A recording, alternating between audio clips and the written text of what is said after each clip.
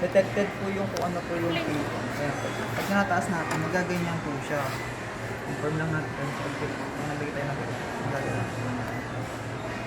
Ito lang, okay. Yes po. Pipindutin. And then, pag magpapalit tayo ng paper po, change lang po natin kung ano po yung nakalagay na paper dito, kung A4 size po, kung glossy paper, kung plain paper.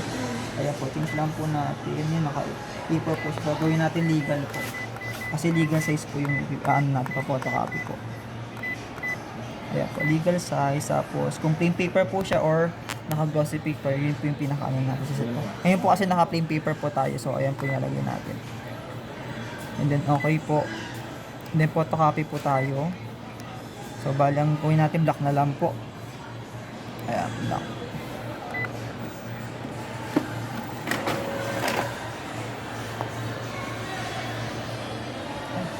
Hindi na tayo. Kinakain.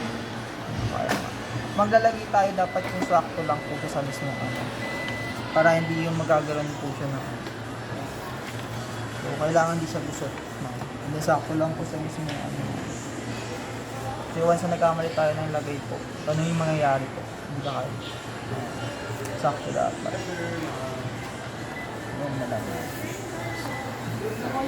Kaya ko yun, pero long yung nasa likod.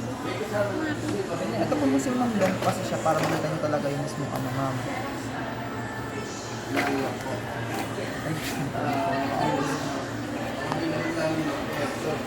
Wala eh. Ito po yun. Wala. Para matanda lang. Make sure lang po na sakto-sakto po ang talagyan natin para kukuha talaga siya. Kasi once na hindi natin na sakto mo, possible talaga kumakain siya ng iba po.